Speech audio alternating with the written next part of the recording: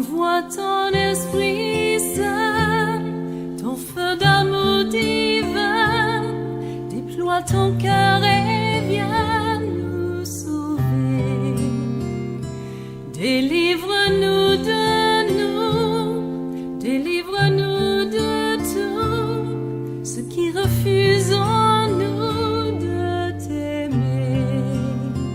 Du sang de ton agneau, déverse en nous le flot des abondantes eaux de ton pardon. Viens inonder nos vies, restaure-nous, guéris ton Église.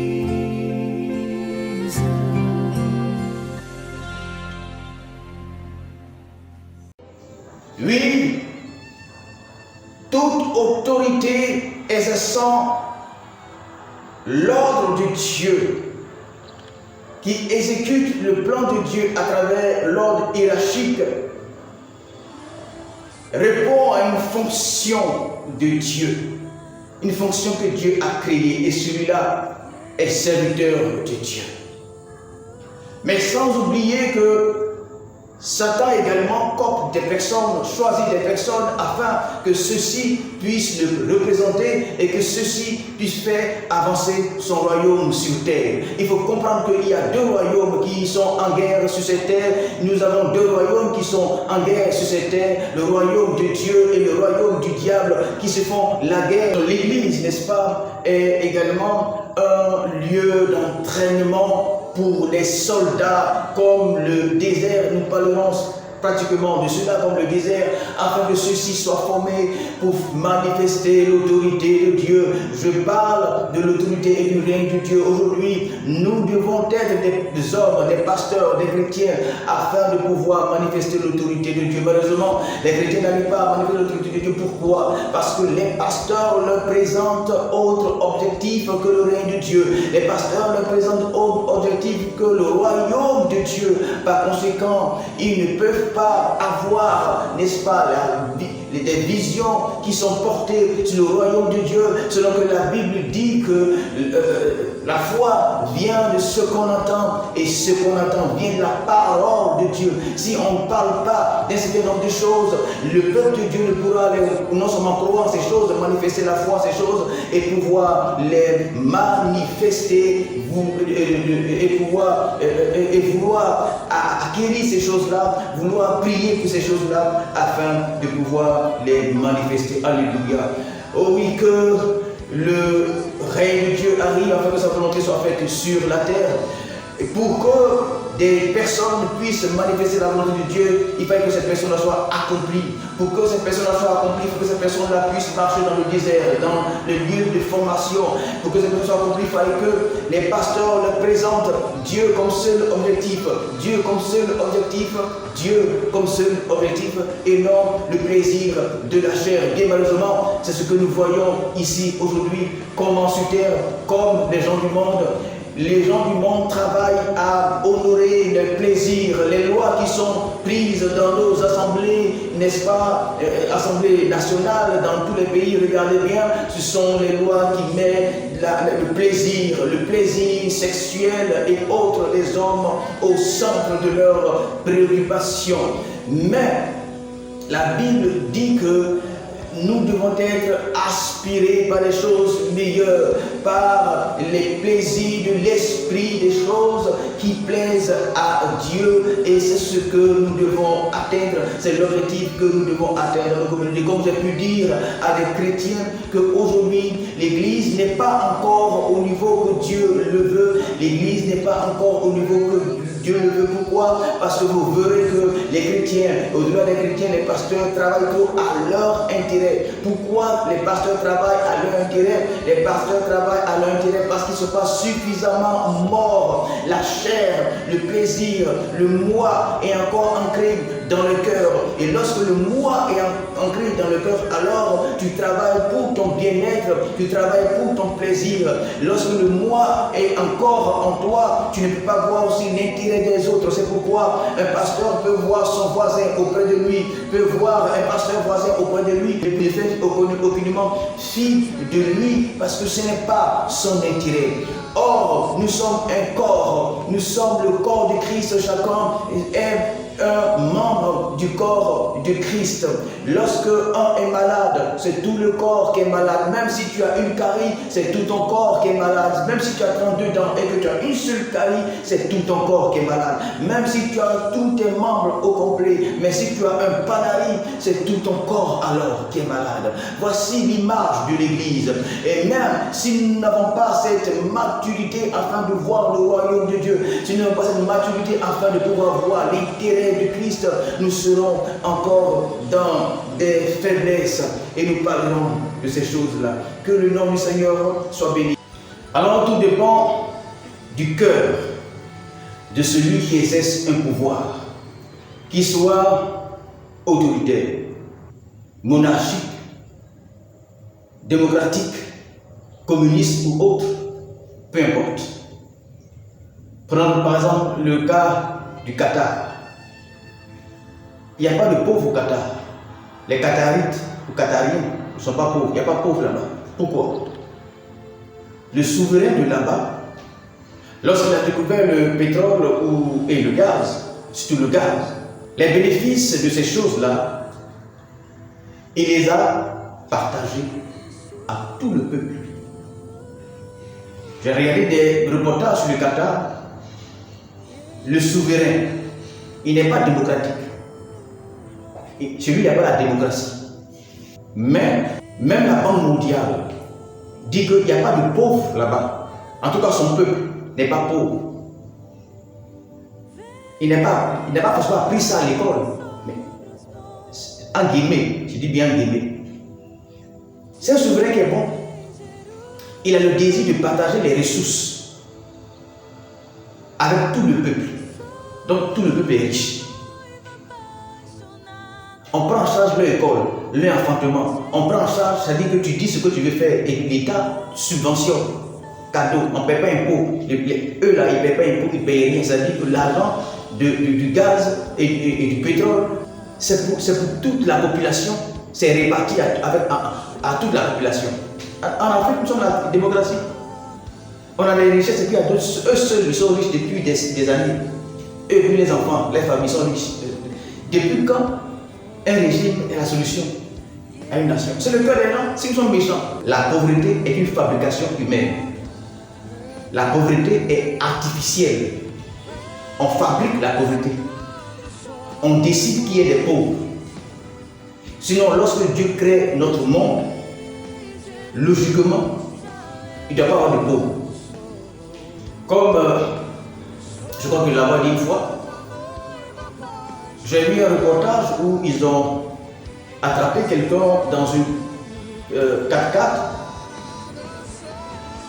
qui avait des sacs, un certain nombre de sacs, de nouveaux sacs. Et les gendarmes ont voulu vérifier. Dans les sacs là, c'est vrai qu'il a résisté un moment, mais ils ont pu tout de même vérifier.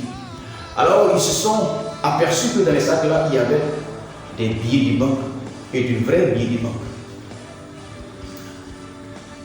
Au lieu de demander une partie avec 10 voyageurs.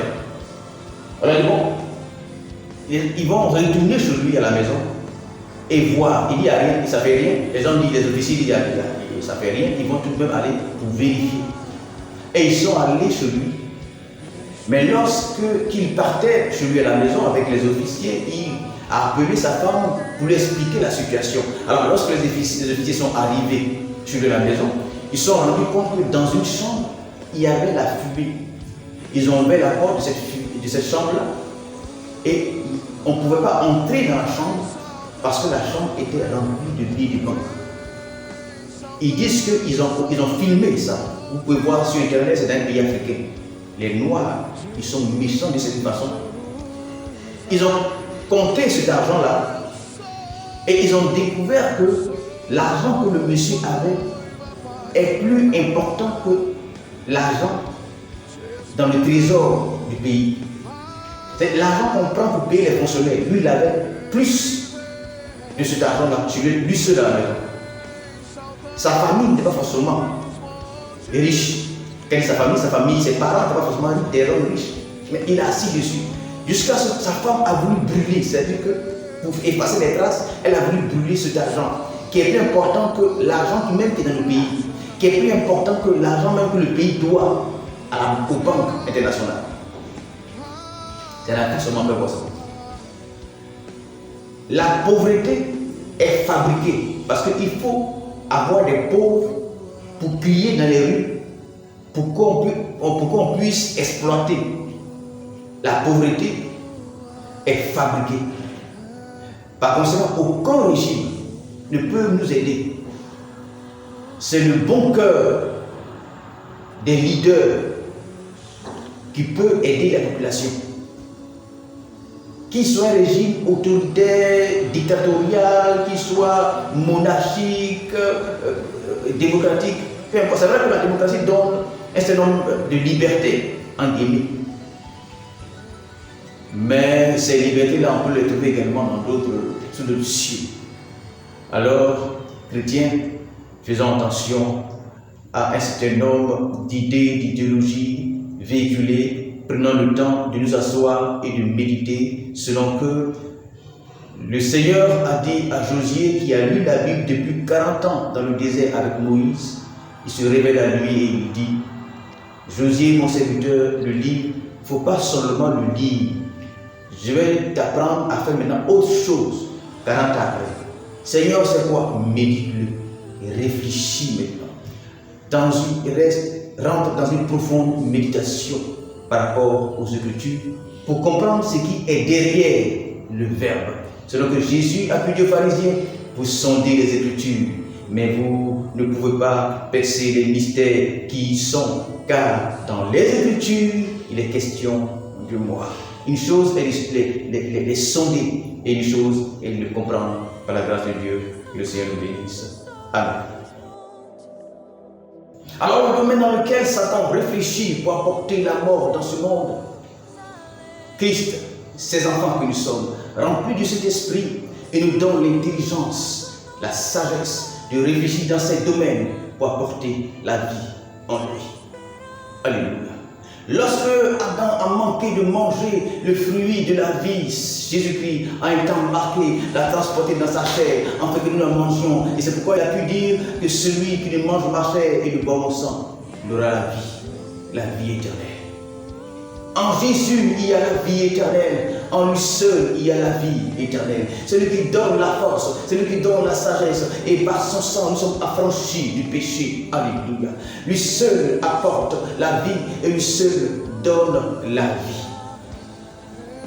Alléluia. Dans le règne de Dieu, nous n'avons pas forcément besoin de théocratie. Si un pasteur se dit que dans le règne de Dieu, nous avons besoin d'une théocratie, c'est faux. David n'était pas dans un régime théocratique, David était roi, donc dans un régime monarchique. Mais David a vécu selon la volonté de Dieu. David a eu un successeur et lui aussi, il a régné sur le trône de son père, David, Salomon. Et Salomon n'a pas respecté les principes de Dieu. Il y avait des rois sous cette théocratie, sous cette monarchie, qui avaient le cœur soumis à Dieu et qui vivaient selon Dieu. Et certains sous cette même monarchie n'avaient pas le cœur soumis à Dieu. Par conséquent, ce n'est pas le régime politique qui nous donnera à obéir à Dieu. Ce qui nous amène à obéir à Dieu, c'est notre cœur soumis à la parole de Dieu. Un régime politique ne sera pas la solution du monde. Alors, nos chrétiens, pasteurs, s'il vous plaît, quittez dans ces débats. Quittez dans ces débats. Prêchez l'évangile. Amenez les yeux du peuple sur Christ. Et que le peuple puisse chercher Christ, que tout Que 80%, je dirais 90% de votre message soit centré sur la connaissance du mystère caché de tous les siècles, de tous les âges en Jésus-Christ, car c'est par lui que Dieu a créé le monde. C'est en lui qui a la science, la sagesse et la connaissance de Dieu. Toute connaissance, il a dit, mon peuple. Le peuple de Dieu est celui qui croit en Jésus-Christ. Le peuple de Dieu est celui qui lui a donné sa vie en guillemets, comme on le dit. Le peuple de Dieu est celui qui s'est converti dans le Seigneur. Et il dira, mon peuple périt parce qu'il lui manque la connaissance. La connaissance et donner sa vie à Jésus sont deux choses différentes. Vous pouvez donner votre vie à Jésus et mourir par manque de connaissance. C'est pourquoi il dira à ses apôtres, cherchez premièrement au-dessus de toutes choses mon royaume. Alléluia. Alléluia. Un régime politique ne peut sauver une nation. Un régime politique ne peut sauver un peuple. C'est Jésus-Christ. Et les règles qu'il a données à travers sa Bible, sa parole, qui peut sauver un peuple. Que le cœur soit converti, que le cœur soit soumis aux règles, aux principes, aux lois, aux ordonnances de Dieu, afin que nous puissions vivre en paix et heureux dans tout ce que nous faisons. Que le nom du Seigneur soit béni. Amen.